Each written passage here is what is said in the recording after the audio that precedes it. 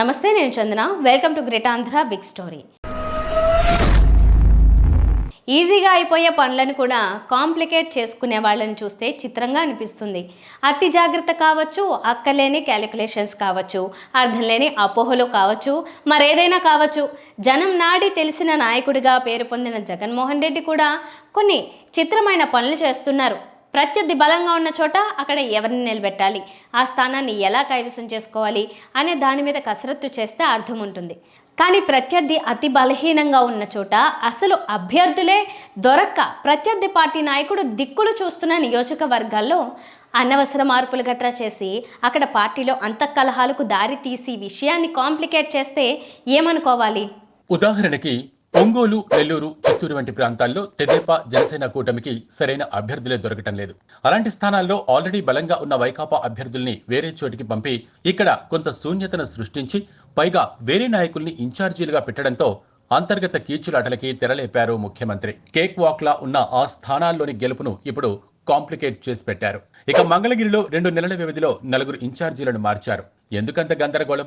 అలాగే సూళ్లూరుపేట, గిద్దలూరు వంటి దాదాపు 10-15 స్థానాల్లో 60,000 పైచిలుకు మెజారిటీతో 2019లో గెలిచిన అభ్యర్థుల స్థానాలున్నాయి. వారిలో కొందరు అధికారాన్ని అడ్డుపెట్టుకుని గత 5 ఏళ్లలో విచ్చలవిడితనాన్ని ప్రదర్శించి స్థానిక వైకాపా నాయకులతో కూడా గొడవలు పెట్టుకున్నారు. అలాంటి వాళ్లకు ఈసారి టికెట్ ఇవ్వొద్దని లోకల్ నాయకులు విన్నవించుకున్నా కూడా మళ్లీ వాళ్లకే టికెట్ ఇవ్వడంపై పార్టీలో అసంతృప్తి తారాస్థాయికి చేరుకుంది. ఆ విధంగా మార్చాల్సిన అవసరం లేని వాళ్లను మార్చేసి మార్చాల్సిన అవసరం ఉన్న వాళ్ళకి మళ్లీ టికెట్లు ఇచ్చి గందరగోళాన్ని సృష్టించిన సందర్భం కనిపిస్తోంది. ఉత్తరాంధ్రలో విజయసాయిరెడ్డి ఇన్ఛార్జిగా ఉన్నప్పుడు ఆ స్థానంపై పార్టీకి మంచి పట్టు ఉండేది. అప్పట్లో వైజాగ్ కార్పొరేషన్ కూడా గెలిపించుకున్నాడు ఆయన. భూదందాలు చేసిన ప్రత్యర్థుల్ని పూర్తిగా అణిచేశాడు. అదే సమయంలో ఆయనపై కొన్ని అభియోగాలు వచ్చాయి.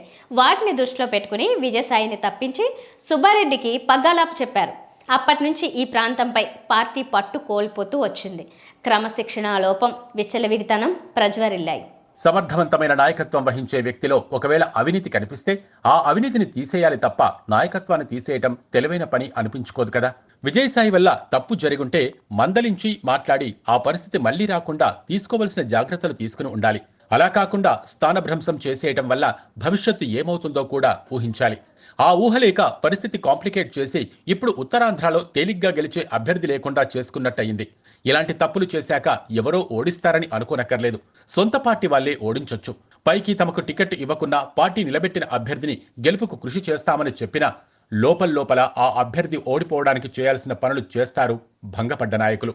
టికెట్టు మార్చకుండా ఉండుంటే ఆ స్థానాన్ని పార్టీ గెలిచుండేది అని అనిపించుకున్నప్పుడే కదా ఏ నాయకుడి ప్రాబల్యమైనా గుర్తించబడేది. అందుకే అలాంటి చర్యలకు పాల్పడే సైలెంట్ రెబల్స్ ఎంతో మంది తయారయ్యే ఉంటారు. ఇలాంటి అనవసర ప్రయోగాలు చేసి అనేకమైన కేక్ వాక్ స్థానాల్ని కాంప్లికేటెడ్ స్థానాలుగా మార్చిన జగన్మోహన్ రెడ్డి ఎత్తుగడలు అర్థం కాక పార్టీ శ్రేణులు జుట్టు పీక్కుంటున్నాయి. పార్టీలో పొడచూపిన అక్కర్లేని కీచులాటలకు కూడా కారణం ఈ షఫ్లింగ్లే అని వేరే చెప్పనక్కర్లేదు.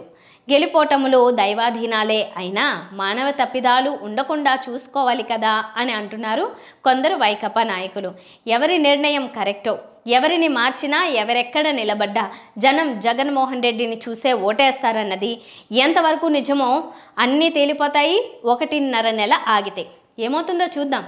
ఇది వాళ్ళ బిగ్ స్టోరీ. మరిన్ని టాపిక్స్తో మళ్ళీ కలుద్దాం. నమస్తే.